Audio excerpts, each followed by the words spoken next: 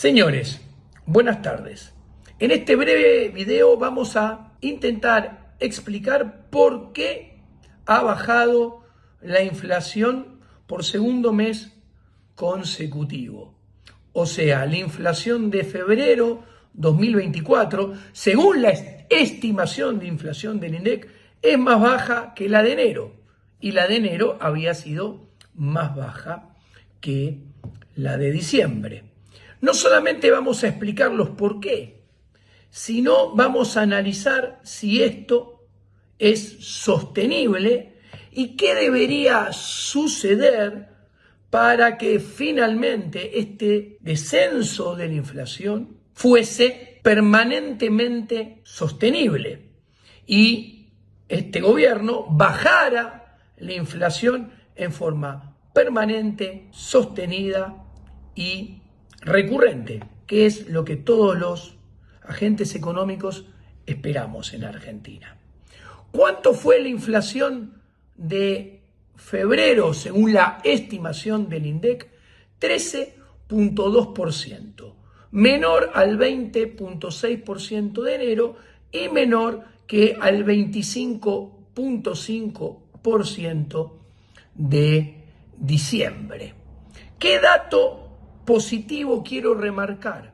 Que por segundo mes consecutivo la inflación núcleo se ubicó por debajo de la inflación general. Es la segunda vez en forma consecutiva que esto sucede.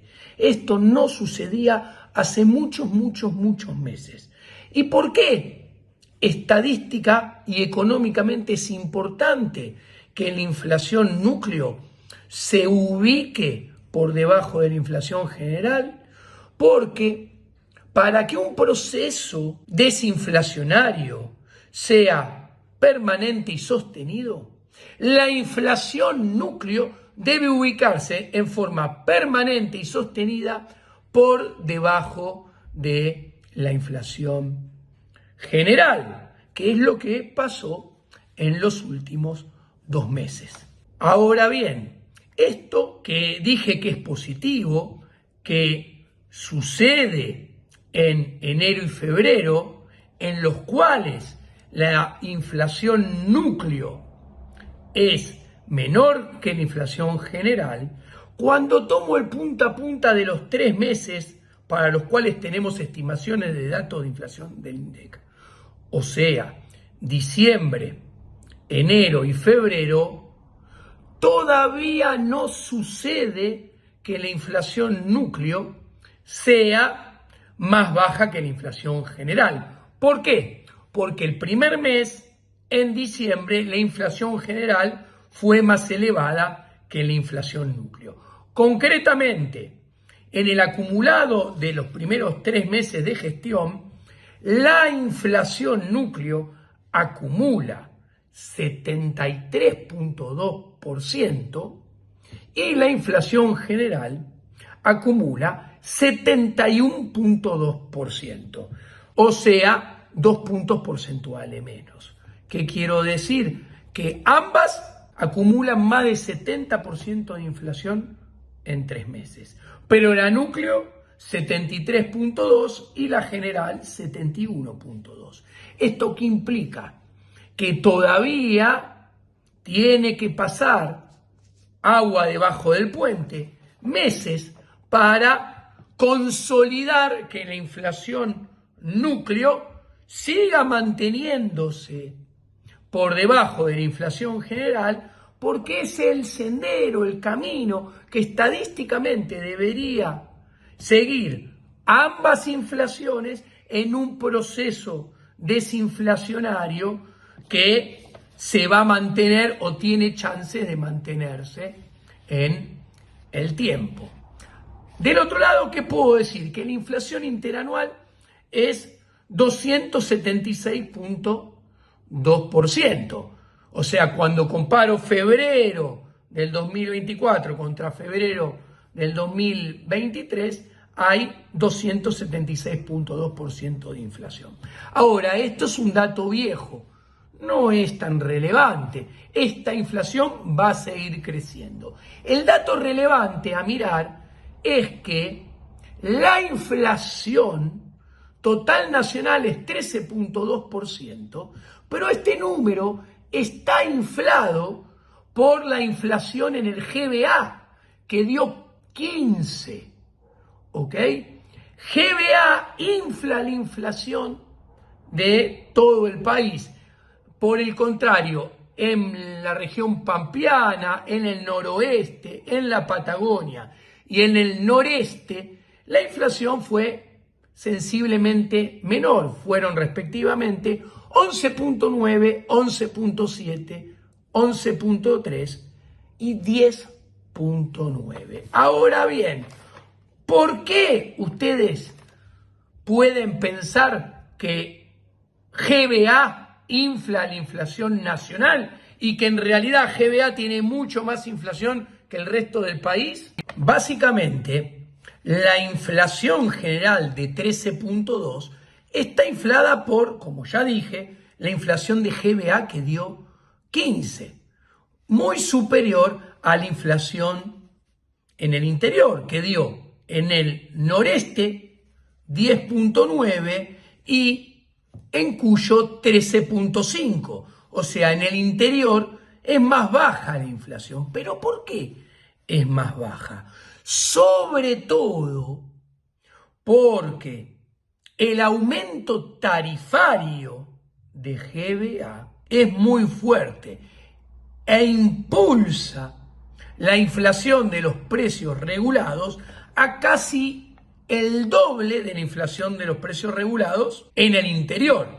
La inflación de los precios regulados en GBA en febrero, la estimación es 28.7, 28.7, mientras que en la Patagonia fue 12.9, en Cuyo 13.7, en el noreste 13.7, en el noroeste 19.8 y en la región pampeana 14.4.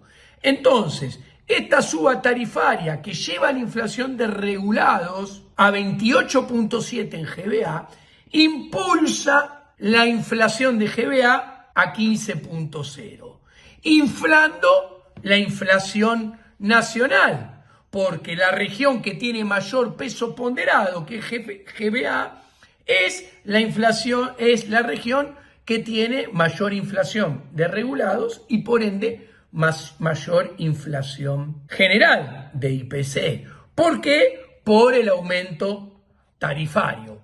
¿Qué quiere decir esto? Que un gobierno que quiere mostrar que la inflación está bajando o que está logrando bajar la inflación, se va a centrar ¿en qué? En la inflación núcleo en el interior del país. Y vamos a encontrar que la inflación núcleo en el interior del país está entre 10.3 en el noreste y 12.9 en Cuyo. ¿Qué diría el gobierno? Mirá, la inflación de febrero fue entre 10.3 y 12.9, la inflación de verdad, porque es en el interior y sin ajustes tarifarios y sin tomar en cuenta el ajuste tarifario del GBA que tenía tarifas ridículas con respecto al interior hace muchos años. Eso va a querer mostrar el gobierno. Voy a tratar de explicar muy sencilla y resumidamente cómo está haciendo el nuevo gobierno para intentar bajar la inflación en forma sostenida mes tras mes. El gobierno está trabajando básicamente con una mezcla de dos modelos monetaristas de Chicago. Está trabajando con el modelo de Milton Friedman de expectativas adaptativas y también está trabajando con el modelo de Robert Lucas Jr. de expectativas racionales. Empecemos por el primero de estos modelos de la Escuela de Chicago, el modelo de Friedman. Acá vemos en este chart ¿De qué depende la inflación? Que está con la letra pi. La inflación es igual a pi estrella, que es las expectativas de inflación, más un segundo término, que es x menos x estrella, que es la variación del PBI menos el PBI potencial, el PBI que puede crecer la economía en pleno empleo, menos, en el otro paréntesis, UT-1 menos U estrella, que es la tasa de desempleo del periodo anterior menos la tasa de desempleo, llamémoslo, de equilibrio. ¿Cómo baja la inflación? Vayamos términos por términos. La inflación baja si pi estrella baja, si las expectativas de inflación bajan. La inflación baja si en el primer paréntesis X se cae fuerte el PBI por debajo de X estrella, el PBI potencial. Y la inflación baja si UT-1, la tasa de desempleo, sube mucho por arriba de la tasa de desempleo de equilibrio. ¿Qué quiere decir esto? Que para que baje la inflación hay que convencer a los agentes económicos que la inflación va a bajar y también hay que enfriar la economía en el mercado de bienes y servicios, o sea, las X, haciendo caer X, y hay que enfriar el mercado laboral, haciendo que U, el desempleo, suba. Entonces, como pueden ver, pi estrella no tiene ninguna letrita adelante. Quiere decir que es la más importante de todas las variables. Entra derecho viejo. Impacta directo en la inflación. No está amortiguado. ¿Qué vemos en el chart del medio? En verde se desploma el EMAE, el estimador mensual de la actividad económica. Se desploma. ¿Qué quiere decir? Que hay menos transacciones económicas, que se desploma X. ¿Qué vemos en el chart de la derecha? Las barras verdes muestran que se desploman los billetes y monedas en la calle. Cuando Macri puso el cepo había 100 pesos de billetes y monedas en la calle. Hoy hay 43. Resumiendo, se licúan los depósitos a plazo fijo, se licúan los depósitos a la vista y se licúan los billetes en la calle para que haya menos pesos y haya menos transacciones económicas. Se desplome el nivel de actividad y aumente el desempleo y eso colabore a bajar la inflación en este modelo de teoría monetarista de la inflación de Milton Friedman de expectativas adaptativas. Ahora bien, como ya expliqué, el gobierno nuevo también está trabajando con el modelo monetarista Mark II de teoría de la inflación de Robert Lucas Jr., que utiliza expectativas racionales. En este modelo, el dinero es neutral. ¿Qué quiere decir? Que las variaciones de la cantidad de dinero no tienen efectos reales, no impactan en la actividad económica. Pero, ¿dónde se ve que trabaja con este modelo? Que la obsesión por no emitir. ¿Qué vemos? ¿Cómo se forman las expectativas racionales? Ahí las vemos en esta primera placa que voy a mostrar ahora. ¿Qué vemos? Que la tasa de crecimiento de la oferta monetaria, M, T chiquita, es igual a lo que se emita para pagar déficit fiscal, lo que se emita para pagar cuasi fiscal, o sea, lo que se emita de pases, más lo que se emita para comprar dólares de los importadores, USDT. Entonces, ¿qué sucede? Como los importadores todavía pasan por el Banco Central, emitir para comprar dólares lo tiene que hacer.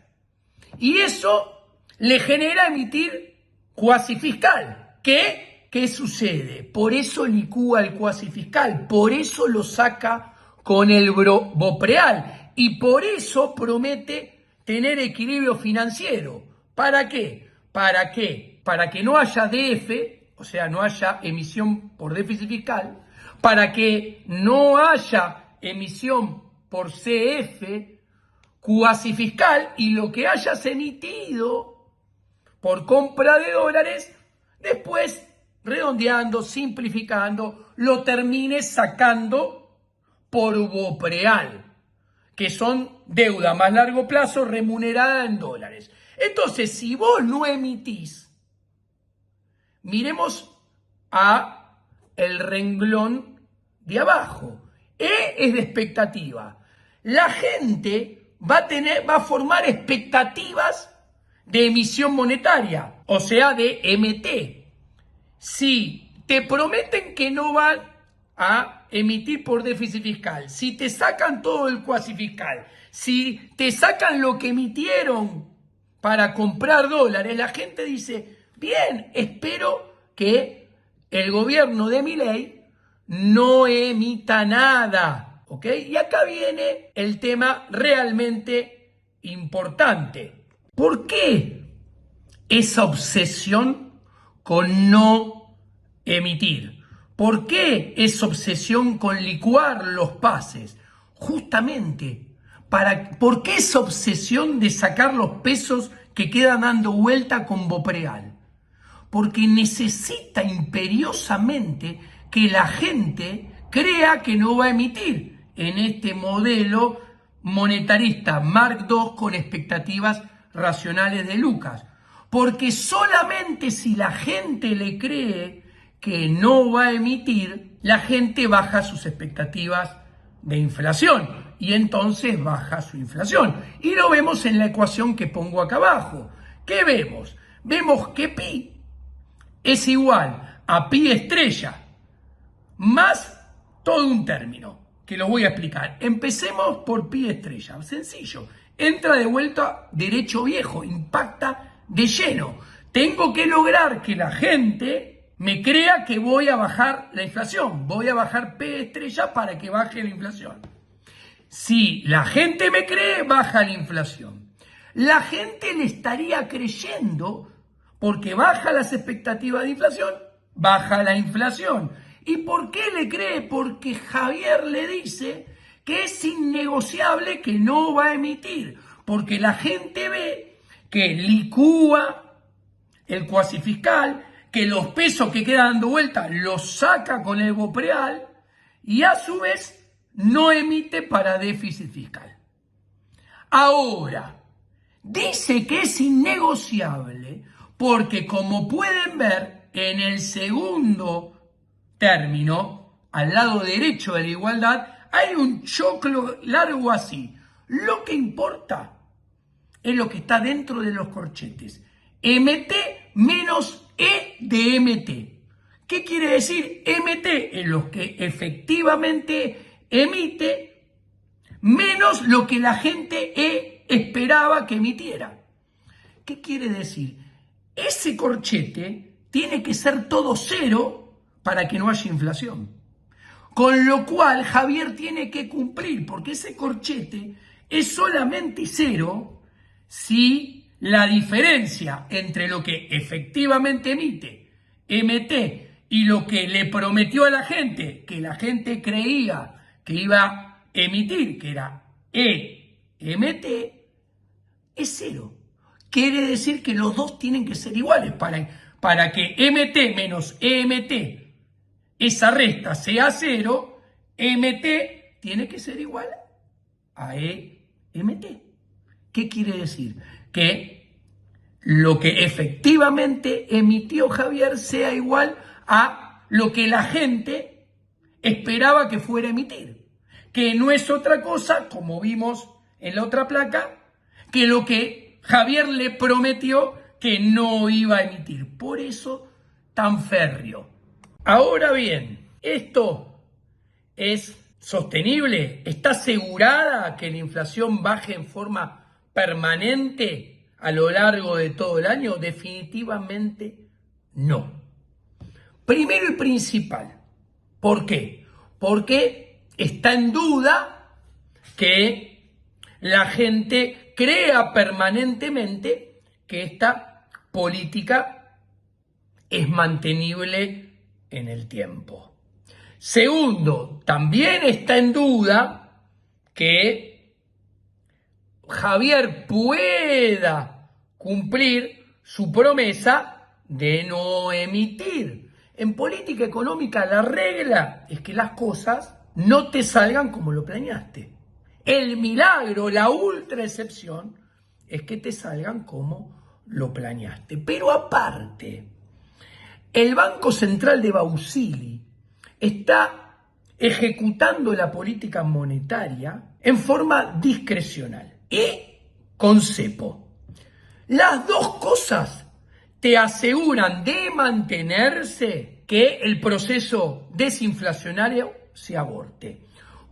La teoría económica demuestra que la política monetaria discrecional no tiene ancla antiinflacionaria y más temprano que tarde aborta el proceso desinflacionario y la inflación se acelera. Del otro lado, ¿qué podemos ver? Que la promesa de Javier de equilibrio financiero, que lo voy a explicar en otro video, es solamente una promesa. No es sostenible. Entonces, hay que ver cómo reacciona el mercado. Hay que ver si tiene que emitir algo, qué pasa. Ahora, pero sobre todo, tiene que abrir el cepo, porque el cepo en la tendencia promedio de mediano y largo plazo te asegura que se aborte la política desinflacionaria y la inflación vuelva a saltar.